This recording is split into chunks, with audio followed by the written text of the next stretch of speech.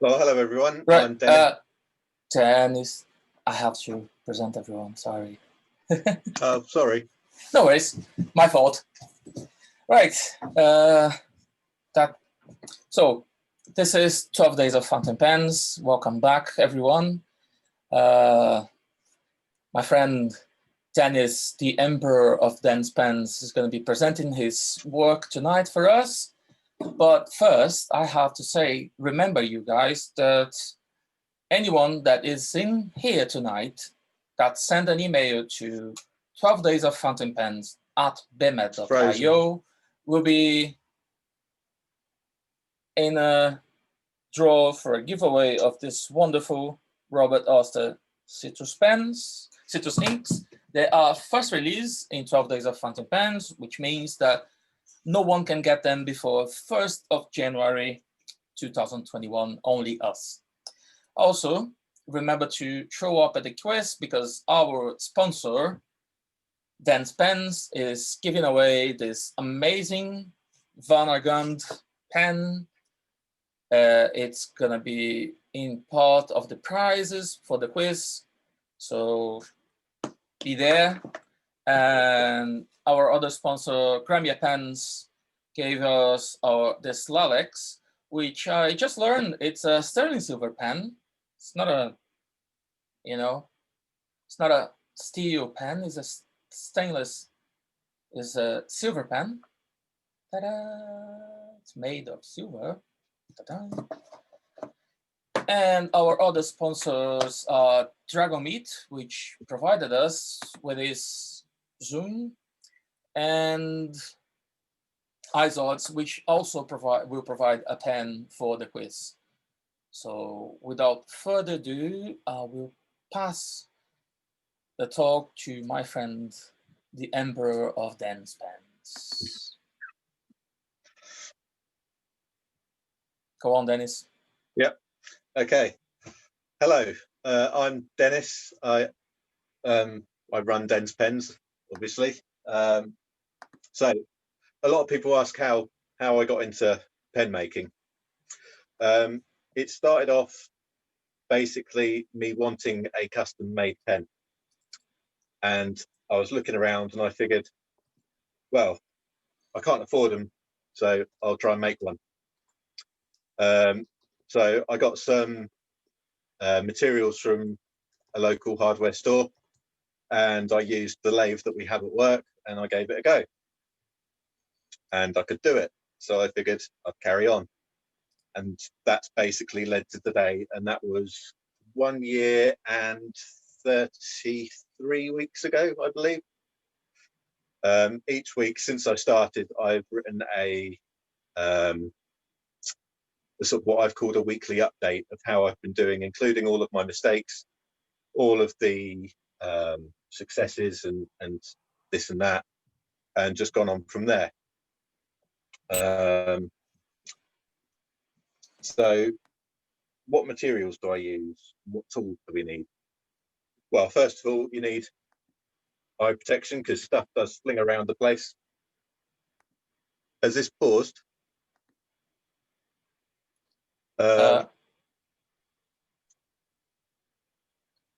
Yeah, stuff does fling around the place, as you'll see in a minute. We can't see your lathe camera. The lathe, which you can see on this camera, is a big beast. We can't see the lathe camera. Yeah, the lathe camera's just cut out. I'm just restarting it. Okay. So anyway, the lathe, various files and other tools.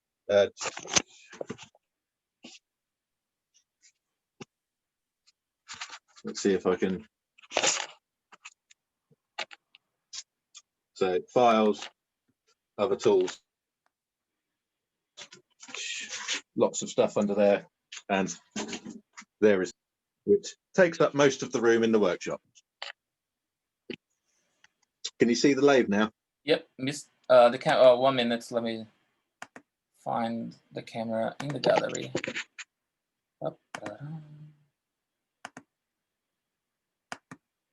So So there are different types of blanks, obviously, different materials. You've got ebonite, which is a hardened rubber that absolutely stinks when you're turning it because it's made of rubber and sulfur. So imagine the burning, and then you've got the smell of what you get when you turn these. Not pleasant. You've got aluminite, which is that. You've got acrylic, which is that.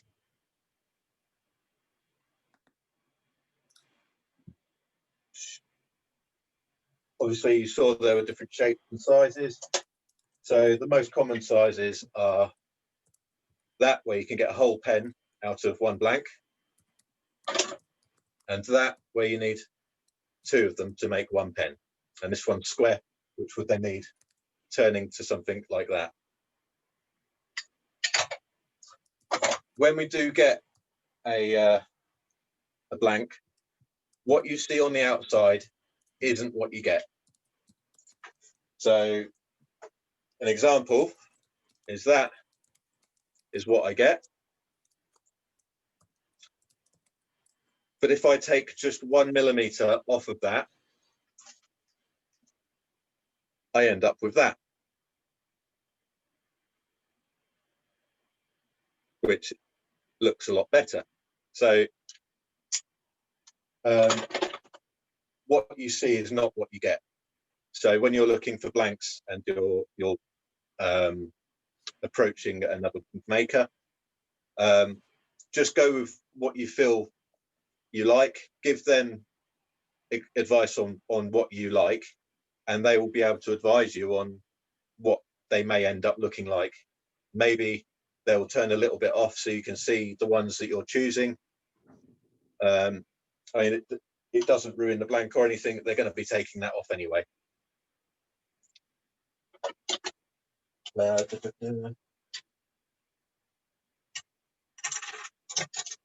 So here's an example of the square ones again, and then one that's partially taken from square to round.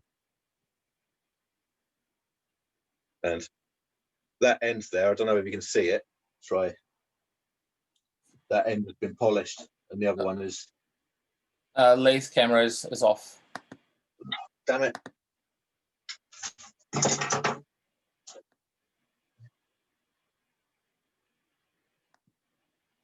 Is that better?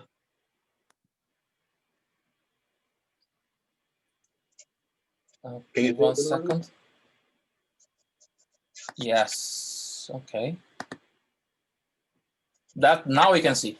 Perfect. So I'll show that again.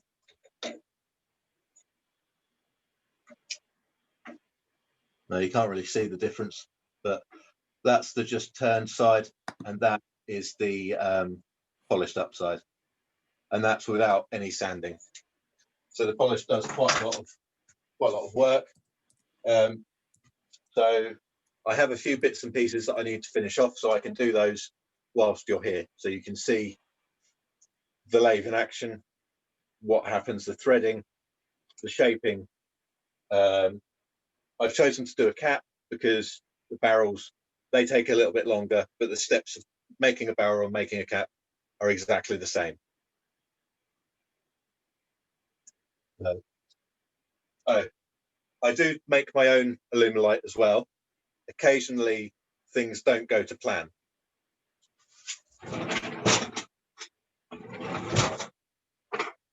This is one that went to plan, doesn't bend.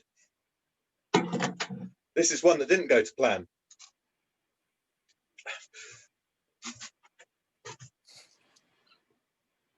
And it bends.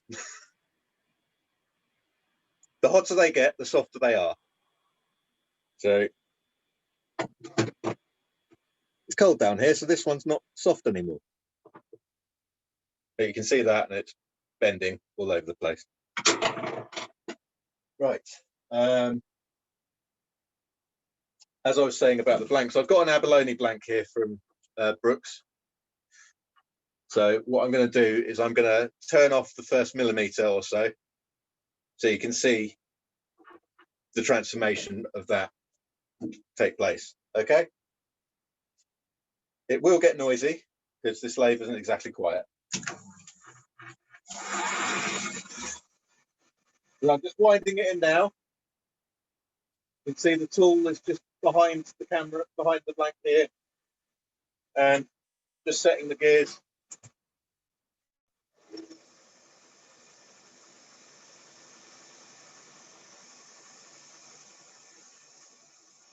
So that'll work its way down at a set speed from here to here.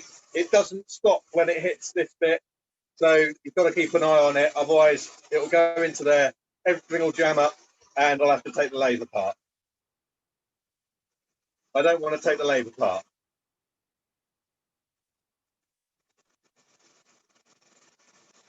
So whilst that's doing that, at this point, we've got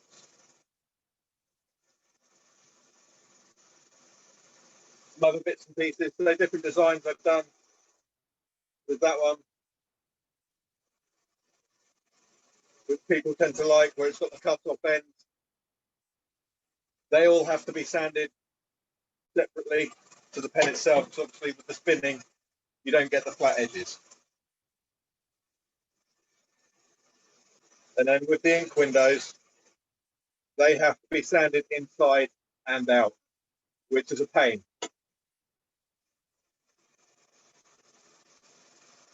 I've got a few different finishing methods, but we'll go over that later. Right, so you should be able to see, obviously you can't see it now because it's spinning up. We'll put a bit of lubrication on it. It'll bring out the colour a bit more. We'll stop that there.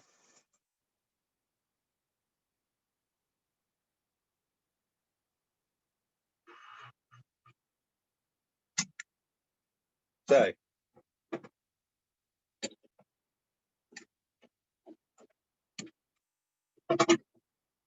that's what it started as. That's what it's like now.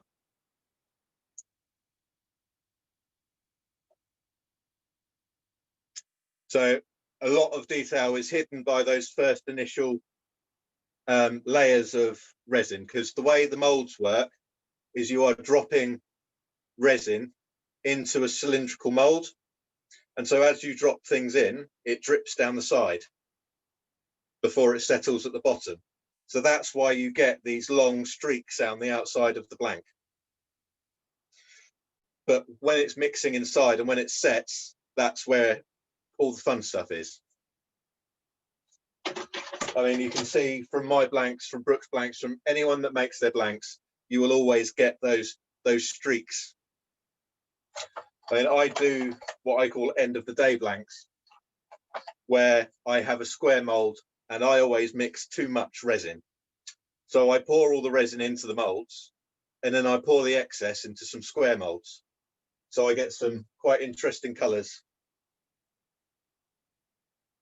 which is all just different blanks that I've made over a couple of weeks, just poured together in stages of one layer at a time. And they're all completely unique, because I'll never be able to make those again. Yeah, I mean, with stuff like that, that one stick is not enough to make a pen. So obviously you need to add something extra. So plain black ebonite will make a good section that you can then just put on the end, and you can just cut the cap off there. You'll have enough body for the pen and enough meat left over for the cap. And if we want a longer pen, you can always extend it with another material that's pretty plain. So that's why I always keep a stock of just black and white and clear acrylics, just in case someone wants to extend their pen a bit beyond what the material is there. Right, so This one flummoxed me earlier because I was looking for the cap. And I couldn't find it, and I swore I made the cap.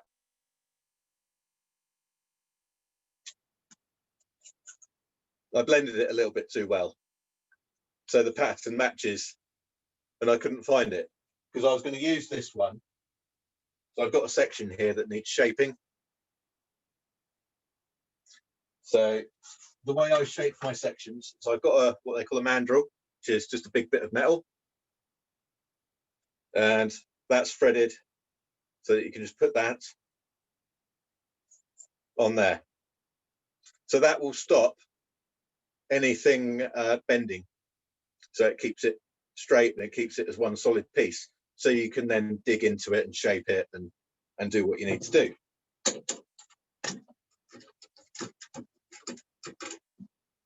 So I'm going to do a simple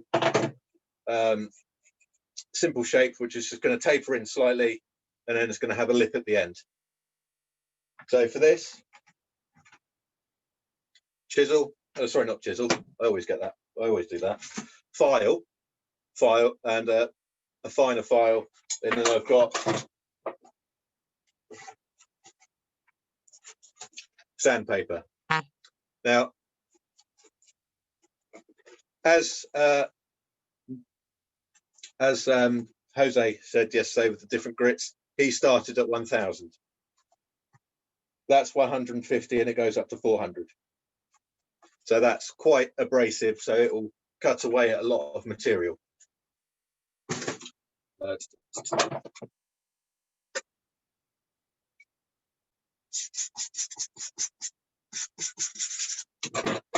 just cleaning the files before I do this, because when they get gummed up, they don't work so well.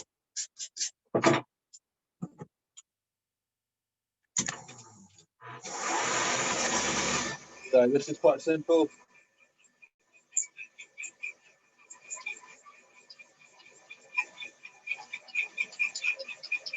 Put it down like that.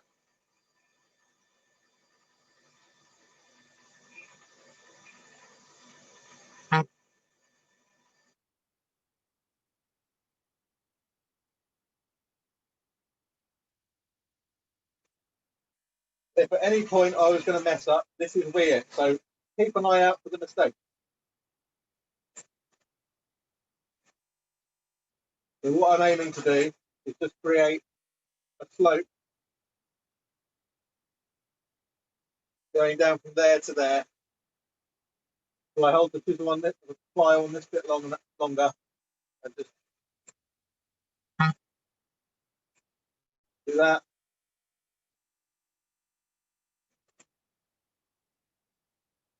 Get the curve bit, get that curve on the lip.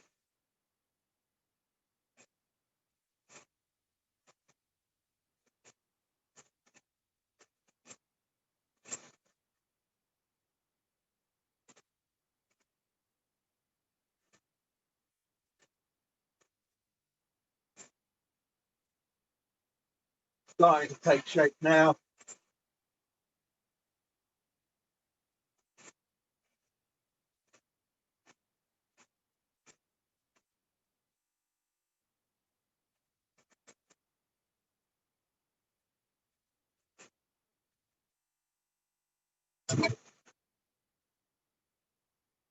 So I keep this pen down here for one simple reason.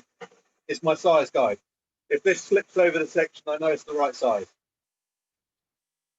A little bit more. So I go on, switch on to the finer file, just to get rid of some of the tool marks and continue the shaping.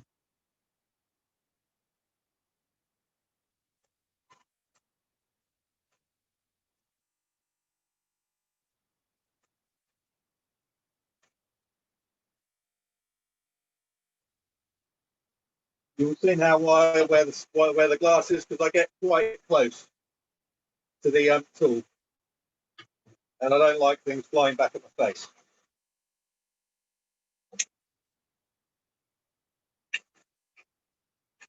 There we go. So that could fit all the way over with no problem.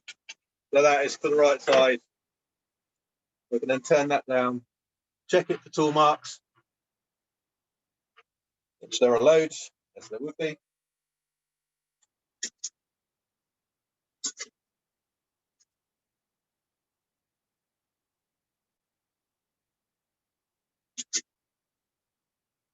Put some strips of sandpaper, run it up again.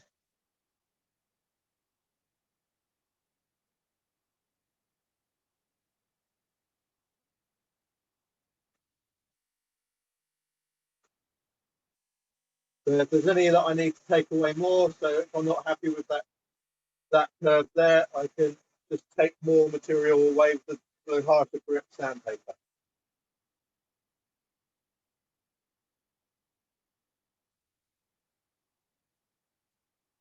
And then you just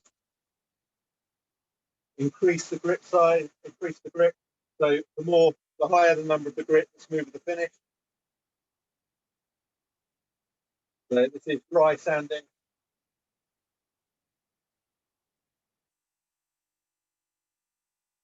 I do wet sand at the end to get all of the tool marks from shaping and the lathe done.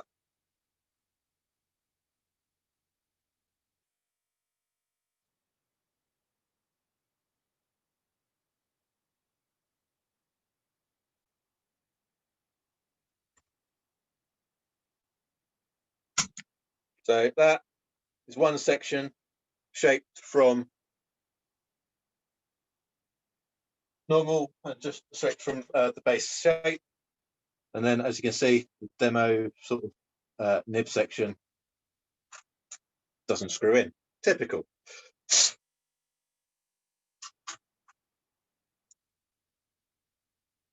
There we go. That one screws in. So return to the pen. Fiddle with the screws.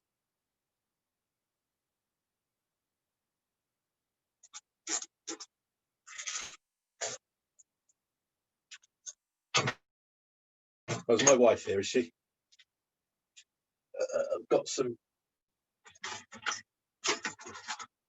technical term for this is crap in the threads.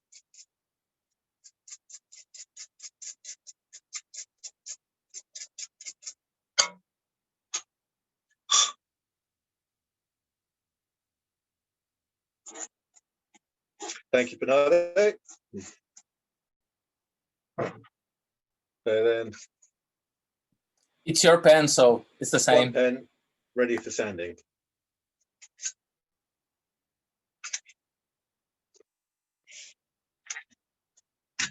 So that was an acrylic. Sorry?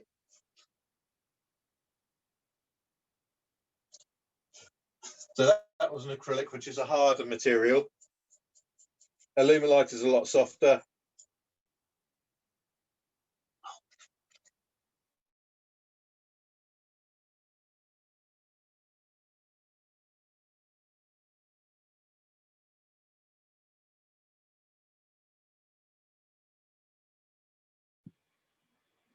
Okay.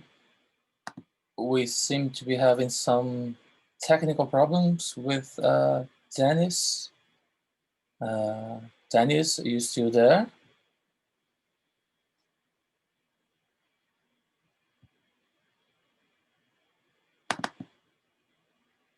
Dennis, hello? Okay. Hello, I'm here. Oh, you're back. Okay. Yeah. Okay. So, yay, you're back. Wonderful. Where did I get to? So, at risk of repeating myself, acrylic is quite a hard material. So, Mr. Lathe is on the tea break. Is it working now?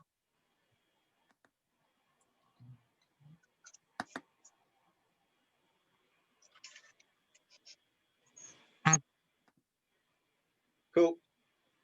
Right, so Alumilite is much softer, so this will be a lot easier to shape.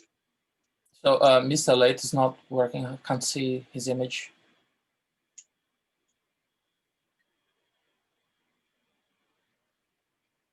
Well, cut out, that's why. So whilst that's doing its thing and being an annoying computer, this one will screw into the same mandrel, that's the word I'm looking for, and we'll shape this one differently so that it curves rather than just being a slant when the phone starts working again.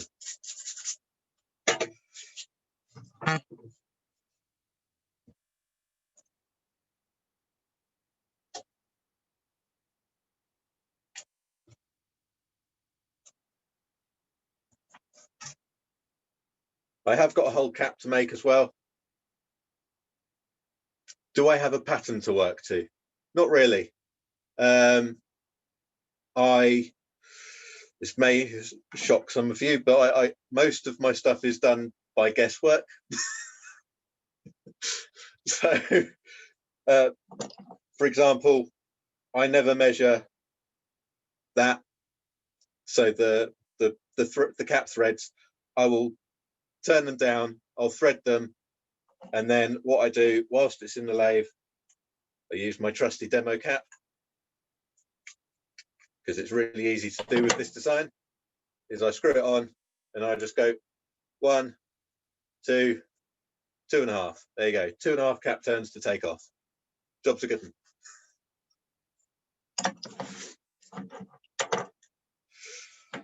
Right, is the lathe working now? Good. So this one we're going to use the curved side of the file, and this is where the cock up could happen because the alumilite may melt.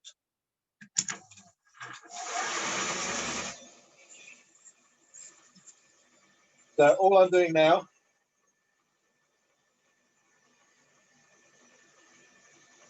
is I'm just cutting curve, trying to avoid the threads in the pen, sorry, in the section.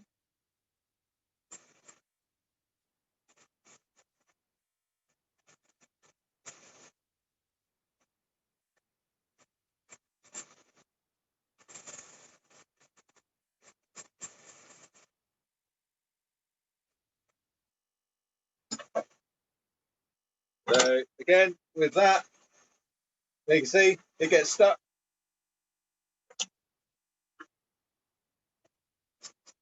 Putting up the file.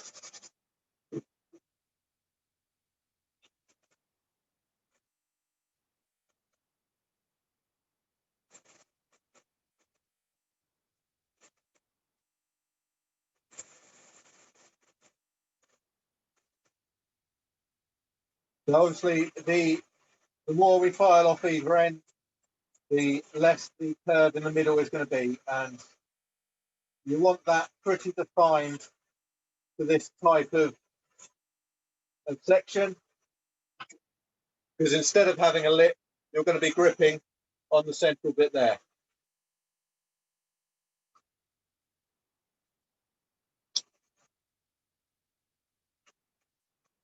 Again, spinning. I tend not to grip things very tightly when I'm doing this, because if something gets snagged, I want to let go as soon as possible, because otherwise my fingers go in there, blood everywhere. Nobody likes that, unless you're a vampire.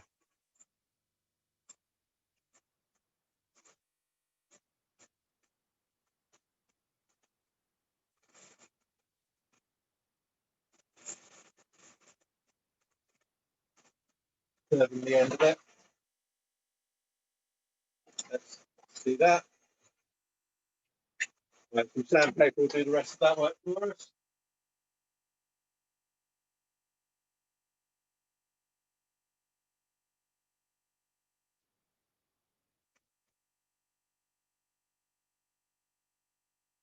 So the idea is with this higher grit sandpaper is just to get rid of those deep marks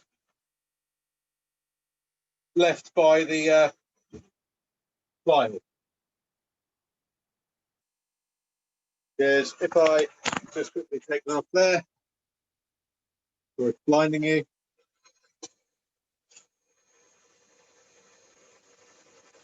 Can you see there's all these little white lines? Each one of those white lines is a deep scratch. You want to get rid of those as much as possible before going on.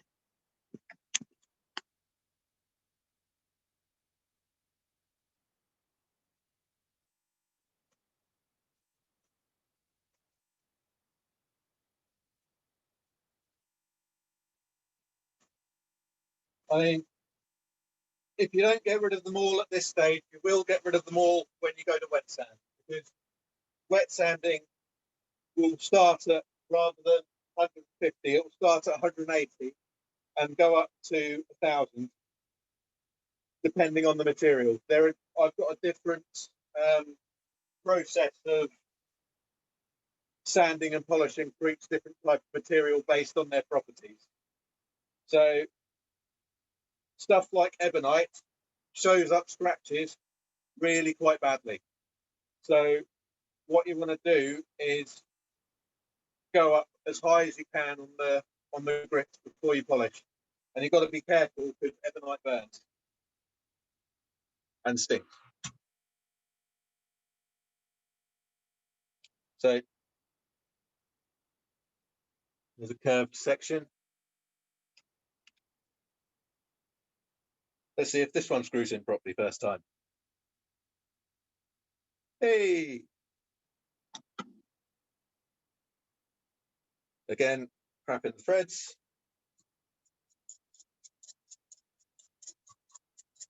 Dust gets everywhere.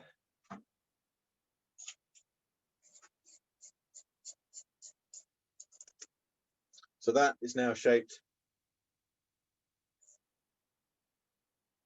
And I think that is the section to say is on the pen that's being given away as well. I'm pretty sure it is. Looks like it. Yep.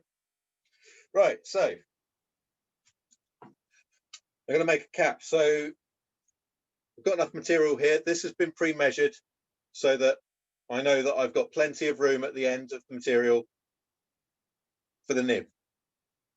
I use a very technical way of working out how deep I can drill.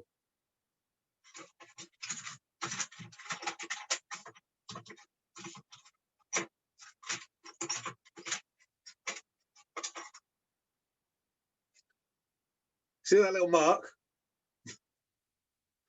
There's a little bit I've marked. I mark my drill bits basically. Once I see those marks, that's it. That's how deep I'm going to go.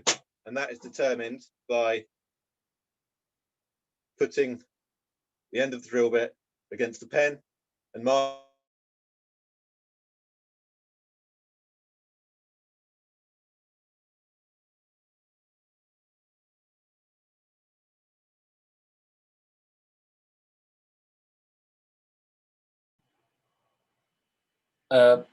Dennis, can you repeat what you just said? Because it froze your image when you're saying you measured the drill bit with the pen. After that, it froze. Okay, yep, sure.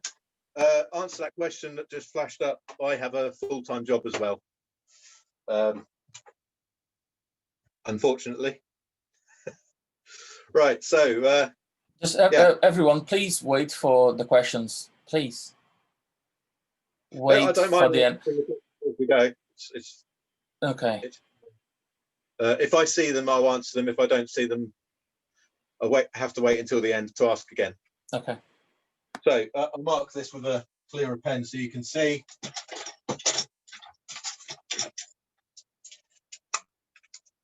Right. So I've got that.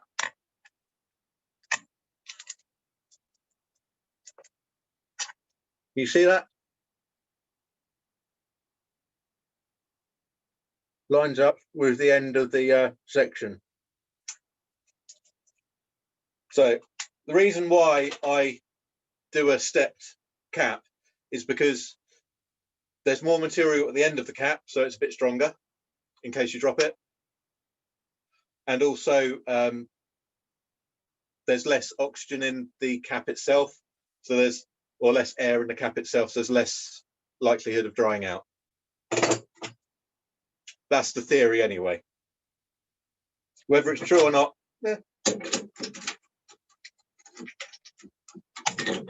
So I always try and mount the blanks as far into the chap as possible.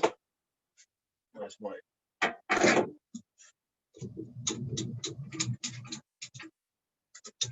Right, this bit is not needed on this, so we can tuck that away.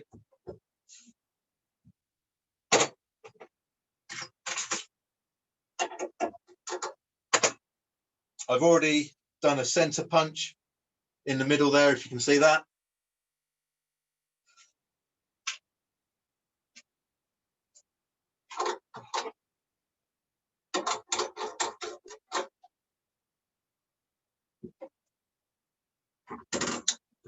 I apologize for the motion sickness on the other camera. Oh, damn it.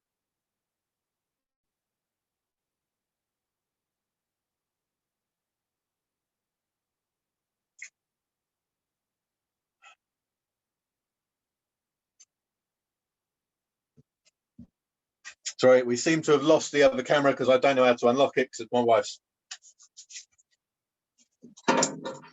So what I shall do,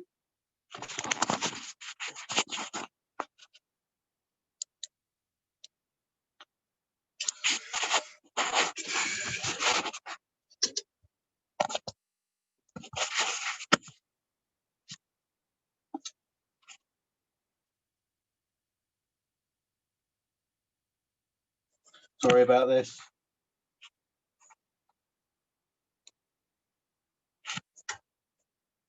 Why isn't this working?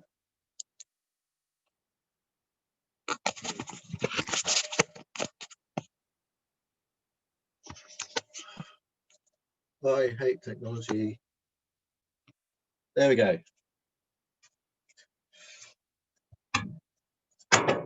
Right. So lock that in place.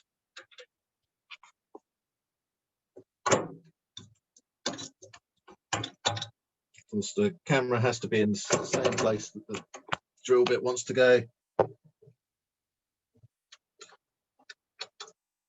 So there we go. So we spin it up.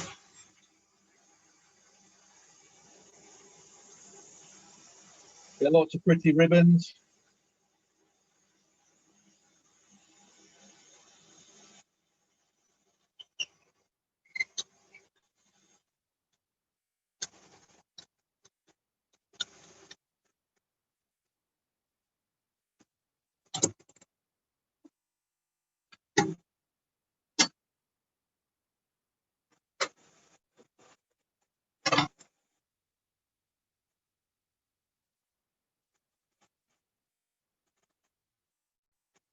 That's measured.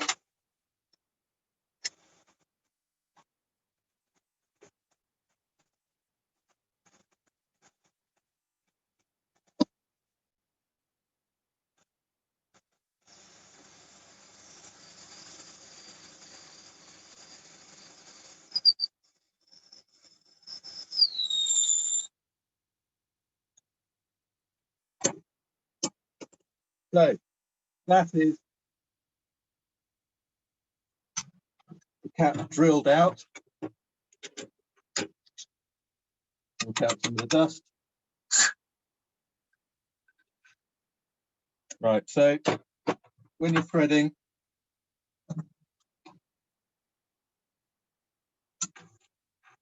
you need to throw a little lead. So that's basically just a file in there to do a little curve to feed into the cap.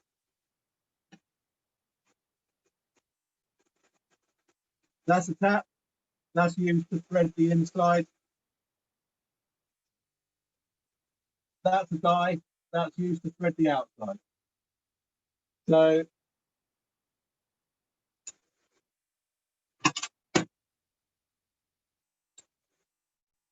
they are a matching pair.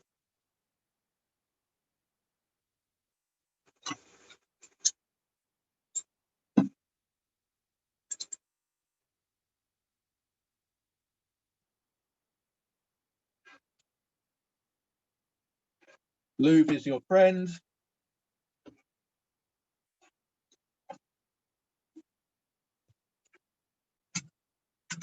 Put it in reverse.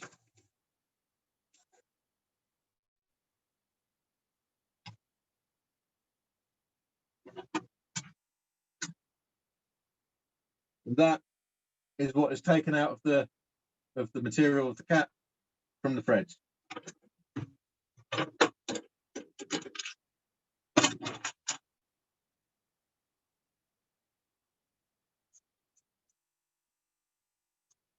Right, so you can see there's a bit of a gap, which means the end of the threads of the barrel is too thick for the cap. So just need to take away some of this material here so that they fit together.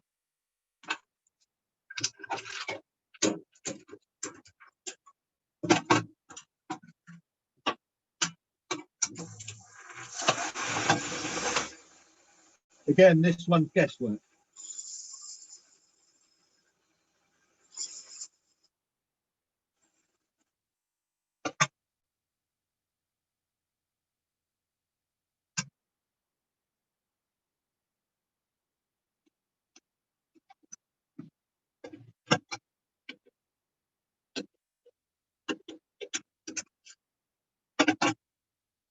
So there's now no gap. And that is smooth. Now, there's a slight lip on one side. So what I can do now is with that in there, a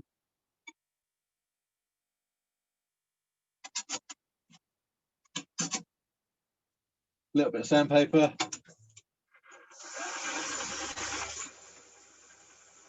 Just run it over the thread, over the join, with your thumb on one side and the sandpaper on the other, because then you're testing the join and seeing whether you can feel any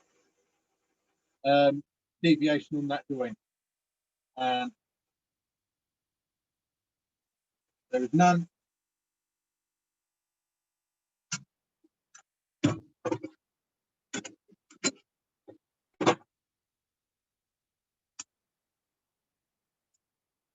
There's a bit of oil from the drill, but that is a cap that's ready to go on. Just need to shape this end, because at the moment it's just square, well, as square as a circle can be. It goes from there. Point that out of the way. This is why I was advised that when buying a lathe, go for the biggest one you can, because if you go on one of the smaller hobby ones, you don't have enough room here to work with the tools.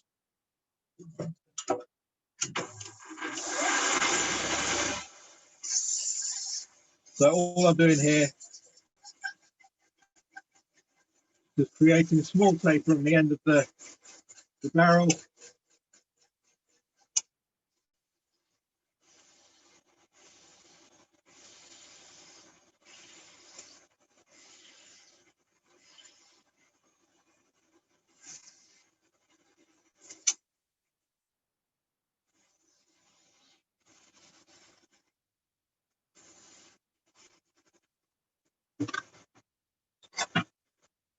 Some of the tool mark.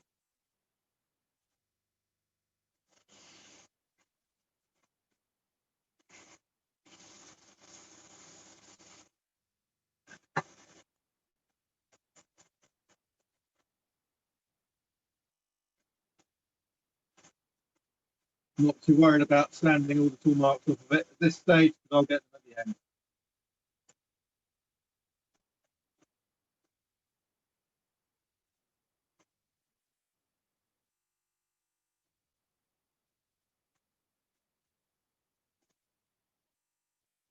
There's a little bit of a dent in the end where it turned off.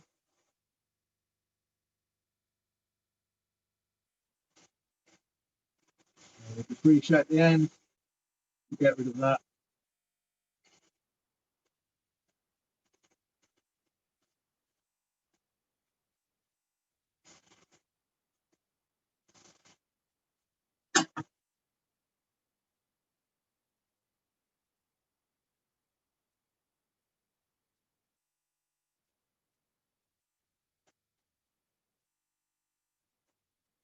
Right.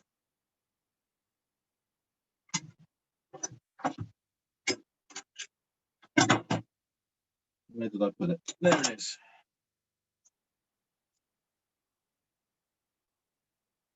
There we go. Ready for sanding.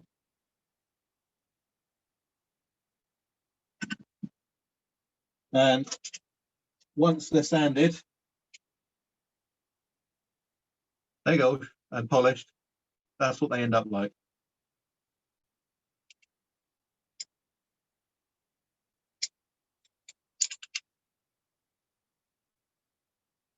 So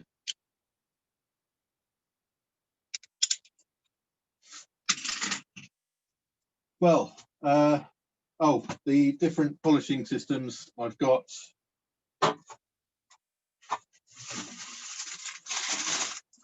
I've got a 3-stage wheel system which uses blocks of polish like this, and wheels like that.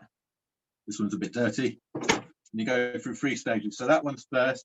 So that was the hardest grit. Then you go that one, which provides the shine. And then we go that one, which sort of provides extra shine and protects it a little bit. Those are spun up on the lathe. I try and do everything on the lathe if I can. That's pretty much it. Right. That was excellent, Dennis. Questions? Please raise your hand. Remember to raise your hand to ask a questions. And please don't forget, you have up until 10 o'clock to send an email to 12daysoffountainpens@pmed.io. And 10 o'clock, I'll draw the numbers and Dennis is going to tell the winners. Right, Jose, you were the first one to raise your hand. Go. Well, thanks, Dan. That was really impressive to see it in real time, how quickly you managed to do everything. It's really impressive. So just a quick question. You're using a metal lathe. Is there any particular reason that you prefer a metal lathe over a wood lathe, or is there a need for a metal lathe? There's no need for a metal lathe, really. You can use a wood lathe. With a wood lathe, you're doing everything by hand. So you have tools, you have chisels, and you go into it like that with the end of the chisel, and you're moving the chisel back and forth. So for repeatability, metal lathe. For spangly curves and whatnot, wood lathe. Cool. I have worked out different ways of doing curves on the metal lathe, using files, using like steps.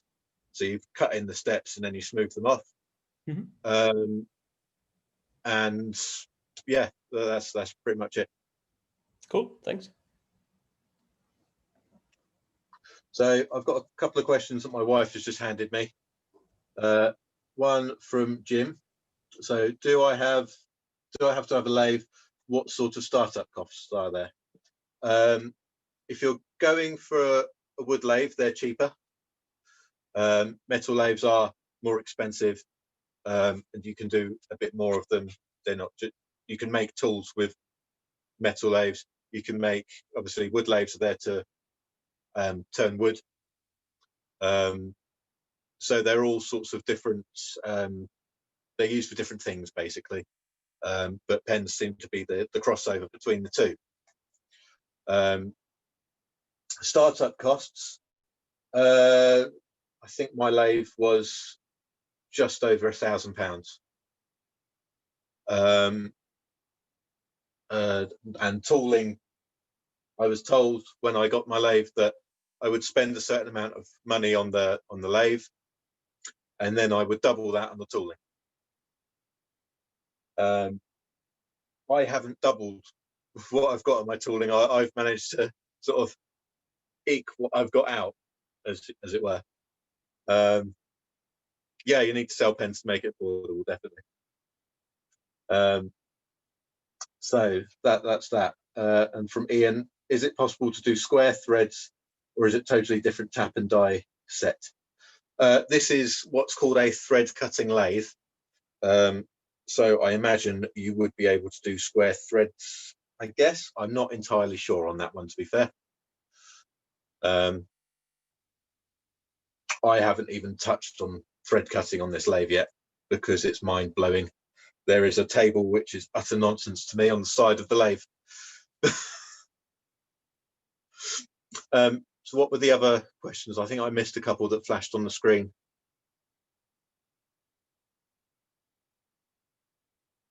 I can't hear you, Bernardo. Oh, sorry, I muted myself. So Phil raised his hand. He wants to ask a question. Go on, Phil. Yep. I've got an engineering background.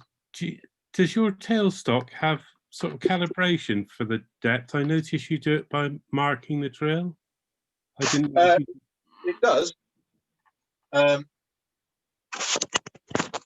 But it's preference, really. Yeah, it's just I find it a lot easier. Yeah. But it's literally just preference. You bear with me. So yeah. There you go. It's got that there. It's also got measurements there. Got measurements here for going backwards and forward. Yeah. And there for going side to side. So, and then there's that one as well for doing small movements backwards and forwards, and then there's a degree or an angle measurer there. Yeah. Excellent. So yeah, it's got lots of different measurements. I don't have a digital measuring doobie-da. The digital readout thingy, I can't remember what they're called. I think it's just the RO, I think. So you're doing a fantastic job. It's fascinating. Thank you. Is there any others? Patrick has raised his hand. He wants to ask a question. Yeah. Okay. Thanks, Bernardo. Dan, thank you very much for the presentation. That was really fascinating. I've got a couple of questions. The first one is, what was the model of the pen that you were making just now? And the second one is, can you tell us more about how you go about deciding what models you would have in your ensemble? Thank you. Right. Okay. So that model that I made, I assume you mean this one? Yes. That is what I call an Aphrodite. Okay. It's really lovely. Curved, goes down to a blunt end. When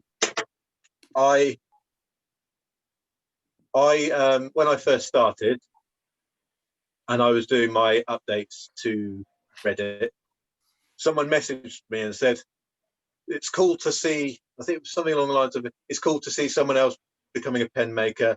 Please don't just do cylinders like everyone else.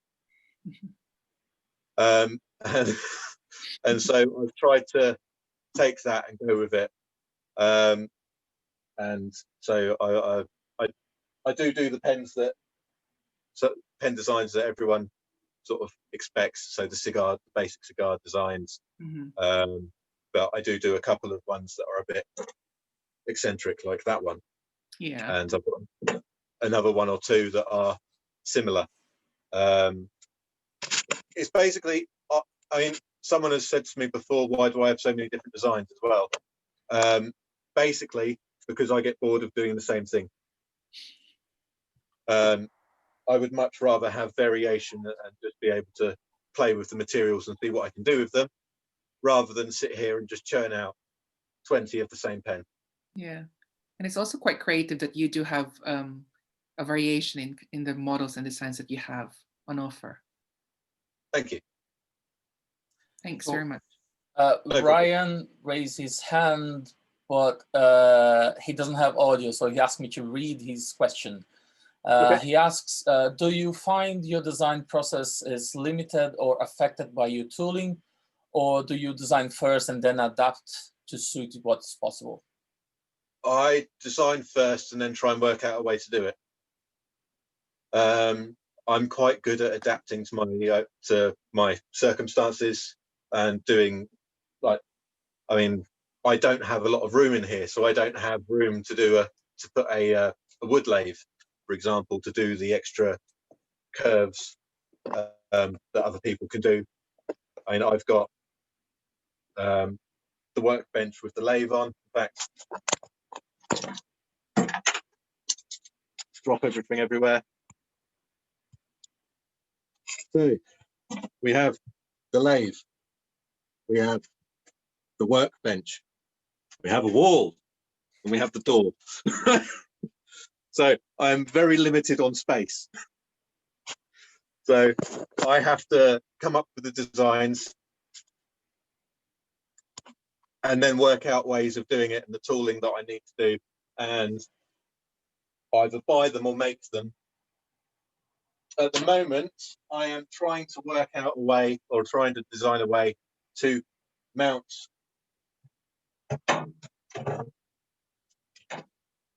this on the lathe so that I can do faceted pens.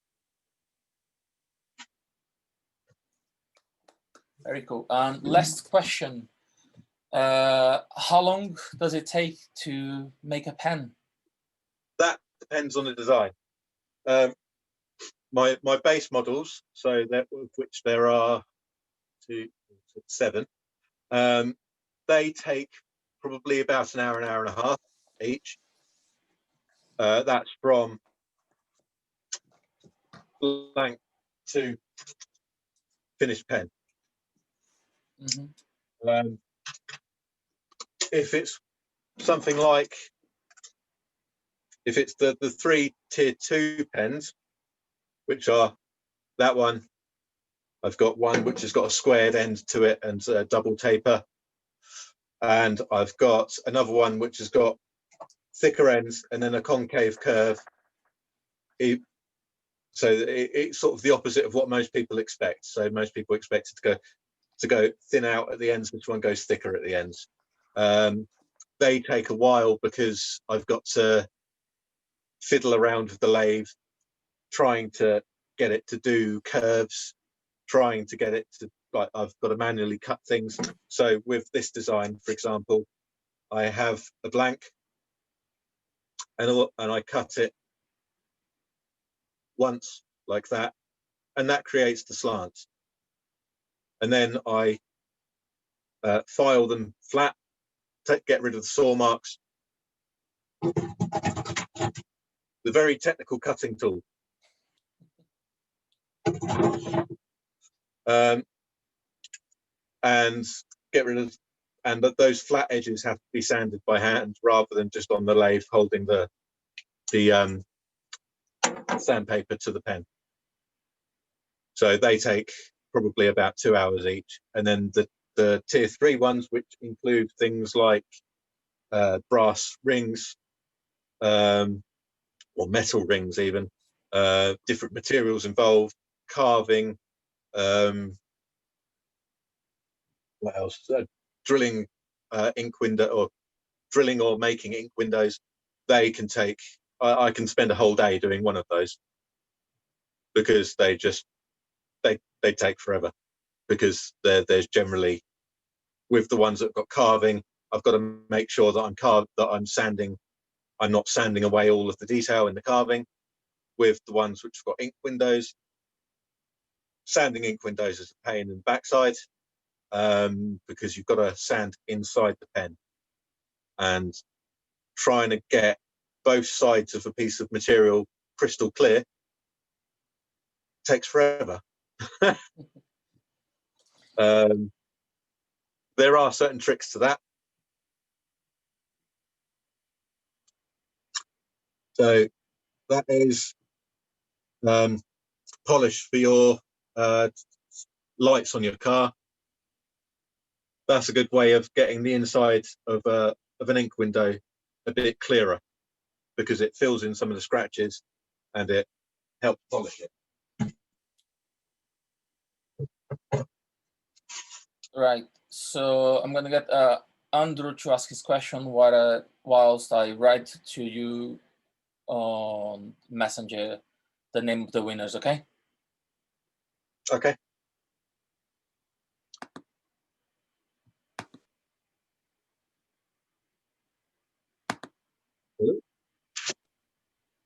But thanks, Den. That was really fantastic. Thanks for that amazing hour, and I think everyone will agree that it was really eye-opening to see a pen, or even just like the cap just being produced. My question is, you mentioned that you're going to be doing faceted pens. What sort of challenges do you have presented to you with doing facets? Right. Straight edges on a lathe are painful. I've got to work out a way of holding something completely level along the length of the pen. For that, there are challenges involved. So, for example, I know that, let me just switch the camera around. I know that this turns that way, level in relation to the bed of the lathe. So what I intend to do is make a tool in here that is gripped between these and there, that will hold this just above where the pen is. And then when this is turned on, I can run that back and forth, making the flat edge of the pen. And then I need to sand it, which when I do them, I'm not looking forward to trying it.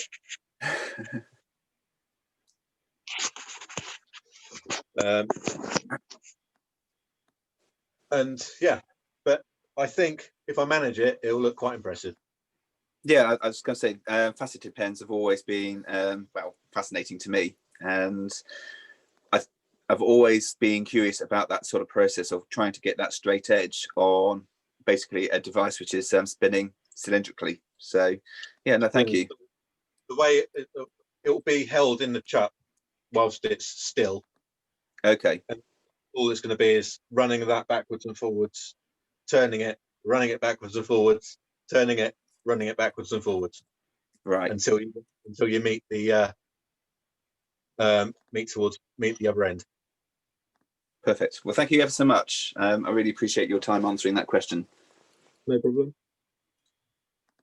Cool. So I just sent to you the winners. Can you please announce them for us? Yep. Facebook Messenger. Text. That'd be why I can't find it. I don't have your number. And you now discover that you are not the emperor, you are the emperor.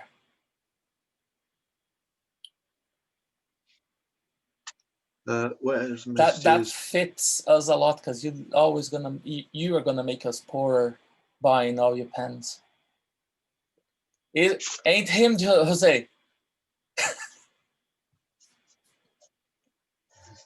Bear with me 1 second, please. No worries.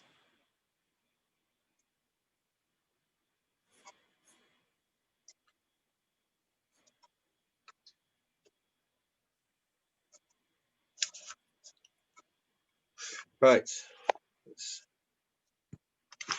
Sorry about that. So, a couple of things. Winners are Annie C. Curtis, Susie B, and Jade Townsend. Yay! Great. please send an email to the same email that you sent to join the giveaway and with your address, and I will gladly send you a bottle of ink. One little thing. This weekend, as you guys have been kind enough to meet me here and enjoy, well, hopefully enjoy my little blabberings.